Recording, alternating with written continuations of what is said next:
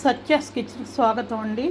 ఇవి ఒక glass steel cut oats అండి, ఒక గ్లాసు మినపగుళ్ళు, ఒక గ్లాసు రైస్ అండి, ఒక అర స్పూను మెంతులు, అర స్పూను సగ్గుబియ్యం రాత్రి నానబెట్టాను.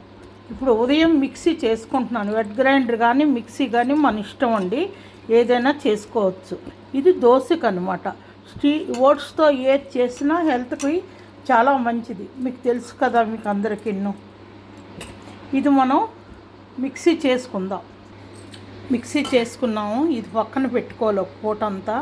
కొద్దిగా పొంగిన తర్వాత ఫ్రిడ్జ్లో పెట్టుకోవాలి. దోశలు వేసుకోవచ్చు, ఫ్రిడ్జ్లో పెట్టుకోవచ్చు.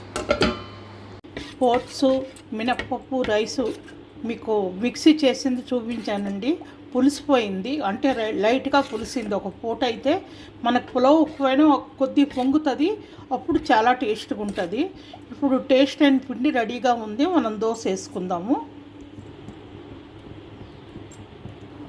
ఇది నెయ్యి, ఎర్రమిరపకాయలు, వెల్లుల్లి, కొంచెం జీలకర్ర, దానికి తగినంత మిక్సీ చేసుకున్నదండి.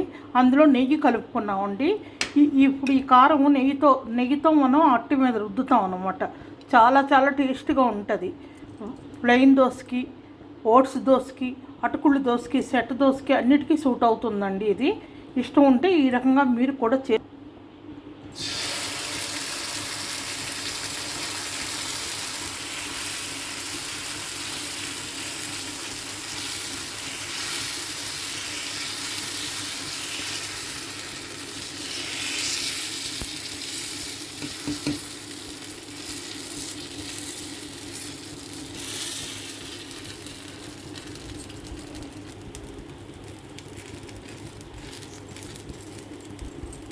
ఇలా అట్టంతా మన స్పూన్ తోటి రుద్దుకున్నామండి. ఈ కారం, నెయ్యి, వెల్లుల్లి కారం, ఎర్రకారం,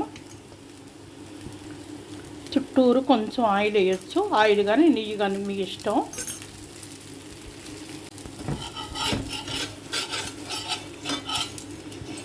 ఇలా మనము పెట్టించుకోవచ్చండి కావాలంటే, కానీ ఒకవైపు ఇటు కూడా కాలుస్తాను ఒకసారి.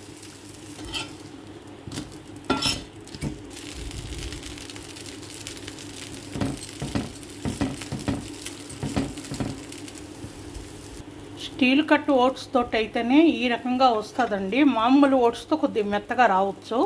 స్టీల్ కట్ ఓట్స్ తోటి అయితేనే మనకు క్రిస్పీ వస్తుంది బాగాను. క్రిస్పీ ఇష్టపడిన వాళ్ళు స్టీల్ కట్ ఓట్సే వేసుకోండి. టేస్ట్ చాలా బాగుందండి. మన ప్లెయిన్ దోశ ఎప్పుడు ఎట్లా ఉంటుంది అంతకన్నా టేస్ట్ ఉందండి. వెల్లుల్లి కారం, నెయ్యి దోశ మిల్లెట్స్తో రెడీ. చాలా చాలా టేస్ట్ అయిన దోశ, చాలా చాలా హెల్తీకరమైన దోశ, చాలా బాగుంటుంది.